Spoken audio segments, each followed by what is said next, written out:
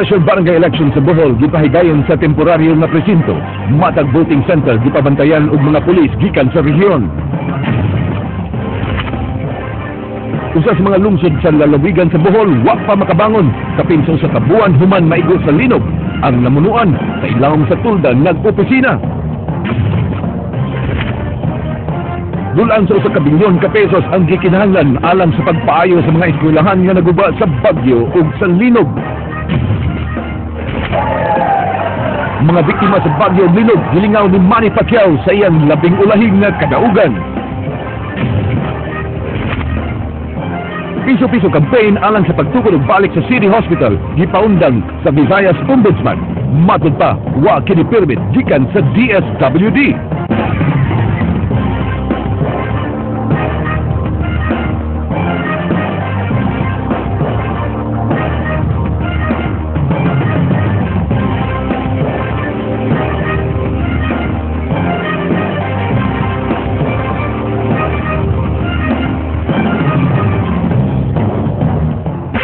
Mayong hapon Sugbo, Kabisayan ug sa bantang mga dapit nga maabot ining atong tulmanon. Ako si Frank Manilong Jr. Ihatid namo ang mga nag-unang impormasyon. Ako si Georgia Herrera. Georgia, mga kapatid, malinaw na pahigayon karong adlaw ang special barangay elections sa lalawigan sa Bohol. Bisan og nangaguba ang mga tunghaan, nahimong polling precincts ang mga makeshift nga classrooms. Gianto sa mga barangay election tellers ug mga botante, Frank, ang kainit ilawom sa tulda gani ang uban niini dunapay buslot. May gani nga maayo ra ang dagan sa panahon karong adlaw. Gidali ang pagpahigayon sa piniliay sa Bohol kay hangtod karon wa pay kuryente sa maong dapit. Chinky Barrio, Suginlimi. Sa gawas sa mga tunghaan sa Tagbilaran City, nagbansiwag ang mga posters sa mga kandidato dungan sa pag-apod-apod sa ilang mga supporters ug leaflets ngadto sa mga botante. Untop alas 7 kaganihang buntag, giablihan ng mga polling precinct sa tibok lalawigan sa Bohol alang sa special barangay elections nga gipahigayon karong adlaw. Bisan og dunay gamay nga mga guba ang classroom sa Tagbilaran City, sa sod gihapon gipabutar ang mga botante. Apan lahi ang kahimtang dinhi sa lungsod sa Luon kay kining tent mao'y nagsilbing polling precinct sa barangay Basdako. Gawas nga mubo ang tent, dunapay mga buslot ang trapal. Ang mga Board of Election tellers miingon nga bisan og di sila komportable sa setup ug di maayo ang ilang kahimtang dinhi apan padayon gihapon ang piniliay. Baka na uwan ma'am, kay mura og na sa gabol ani kay siyempre tent ragon ni unya basig mabasa ni nga tong mga kuan dire. Sabi na kung dili ligon, oras na unay buslot na nag-auban ditong tent o nagini mga buslot. Ayun baguhan gamay kay guba man ang kuan. Tuldara man ni sa Luon South Central, bisan og tent gihapon ang ilang gamit, mas hamugaway kini. Dunay mga botante nga nabag-uhan sa polling precinct apan nakahimo gihapon sa pagbutar. Kita gingunani ang among kahimtang. Okay lang gyapon ni. Kay katungod na namo ang mabutas. Matag tunghaan sa tibok probinsya sa Bohol, dunay gibutang nga tagduha ka pulis nga gikan sa Bohol Provincial Police Office, Cebu City Police Office ug Police Regional Office 7. Jinky Bargio, News 5.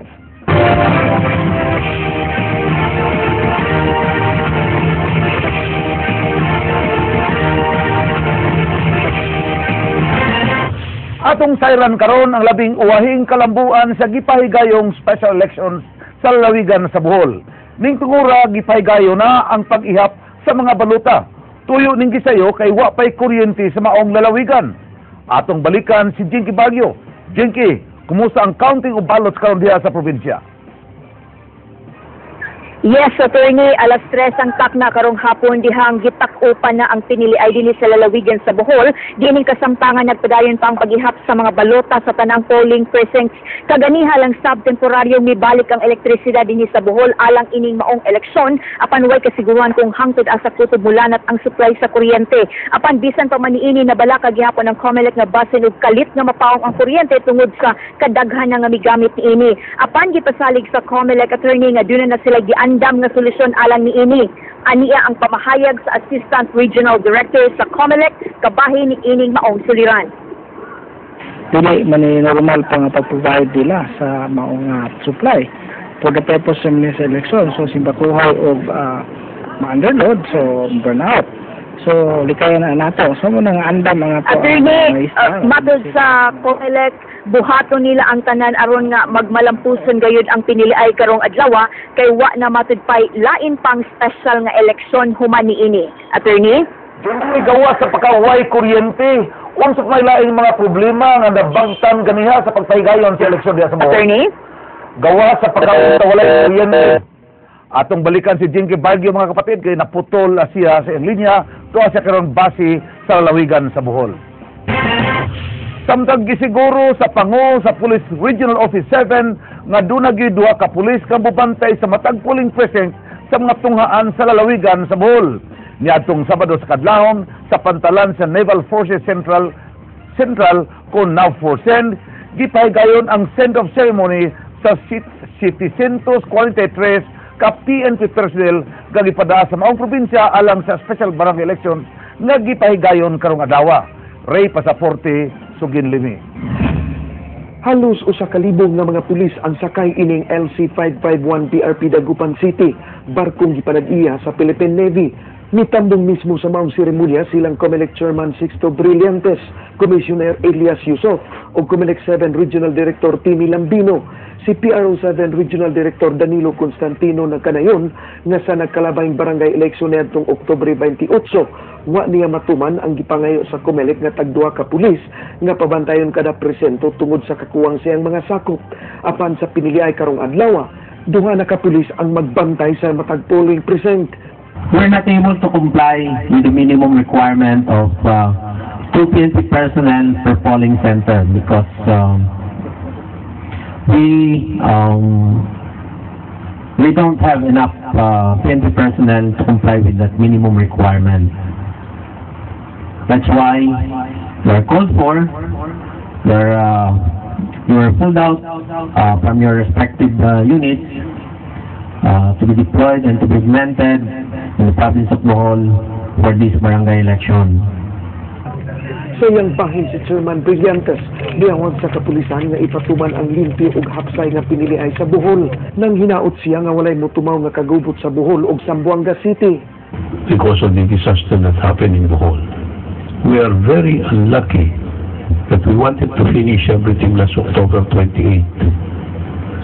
And we were then, this was aggravated by the fact that inabot pa tayo ng bagyo after the earthquake. But all of this, despite all of these things, I think we're still ready to conduct the elections.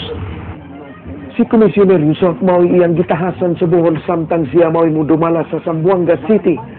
Under the situation there, we just want to show our presence, to show the significance and importance of this electoral exercise.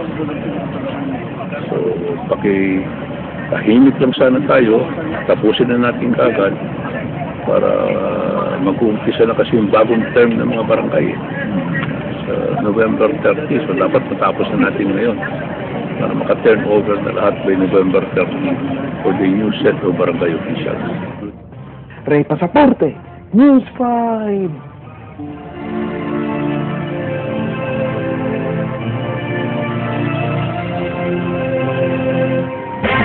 United Nations World Food Program magpabilin sa nasud-sud sa unom ka buwan kung kinahanglanon. Ilang gipalabi ang gipang paghatag og pagkaon sa mga biktima sa bagyo ni atong anaa sa hilit nga dapit ug dili daling maabtan sa hinabang. King Perez, Suginlimi. Matod sa United Nations World Food Program kon WFP nga padayuno nila ang pagpanghatag og relief goods bisan pa nga misud na sa rehabilitation stage ang pagatiman sa mga biktima sa bagyo. Sigon sa tigpamaba niini nga ana sa 3 milyones ka mga relief packs ang napada sa mga apektadong lugar pinaagi sa DSWD ug non-government organizations. Gilantaw sab nila ang pagpatuman sa Food for Work program ug paghatag og cash assistance sa mga biktima. Andam sila nga magpabilin sa nasud-sud sa unom ka buwan. And food is a major part of the emergency relief effort, and it will continue to have a role going forward as Filipino people in these communities recover and rebuild and go forward from Yolanda. Gisiguro sa European Union nga dunay igong pondo alang sa pagkaon ug paghatag og temporaryong kasilungan sa mga biktima. Nikabat na sa 50 million euros ang nahatag nga hinabang sa 28 ka mga sakop sa European Union. Afterwards, in cooperation with the authorities, we will find proper projects to go further. There's massive money involved from EU countries. Matod sa EU ug mga organisasyon ubos sa UN nga hapsay ang ilang koordinasyon sa pagpang-apod-apod ug relief goods uban sa kagamhanan sa Pilipinas. The food from the World Food Programme that is dispatched is done in very close coordination with the government, with the CSWD. I think we are managing now in cooperation, in good cooperation with the military, with our NGO partners, with the authorities overall, to establish good systems. King Perez, News 5. Giangkon sa Department of Tourism Region 7 nga dako ang nahimong kadaot sa mga nahitabong katalagman dinhi sa tunga-tungang Kabisayan apan masaligon sila nga makabarugdayon kini pinaagi sa ilang tabang ug sa pagpaningkamot sab sa mga lokal nga kagamhanan. Ryan Sorote, Sugim Limi.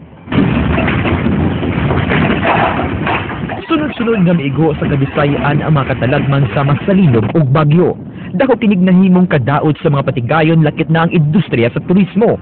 Bisan pa man ini, masaligon ang Department of Tourism nga daling makabarog ang reyon sa maong mga pagsuway. Gisiguro karon sa DOT Region 7 ang pag-agak sa mga local government unit sa Bohol ug Northern Cebu nga usa sa mga dagsaon sa mga turista. Giulagway sa DOT nga daling makabarog ang turismo sa Bohol sudlang sa pipila ka semana kay kini ang nagunang panginabuhian sa probinsya. Gitutukan sa mga buhatan ang isla sa Bantayan ug Malapascua sa Northern Cebu tungod sa mga world-class diving sites o white beaches ni ini nga may gipangita sa mga turista.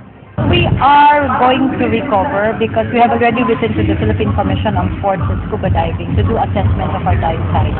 It will include the sanctuary along in the area of Bantayan. Giingong importante sa mga turista sa ilang pagbisita ang tarong nga kapuy-an, limpyo nga tubig, pagkaon ug kuryente. Gipasalisad ni Montesillo nga mubalik ra sa normal ang biyahe sa mga barko ug fast craft paingon sa Bohol ug mga isla sa Northern Cebu human sa nagpadayong mga relief operations. The destination might suffer if they will not be back by this week. They promise to be back by next week. Ryan Sorote, News 5.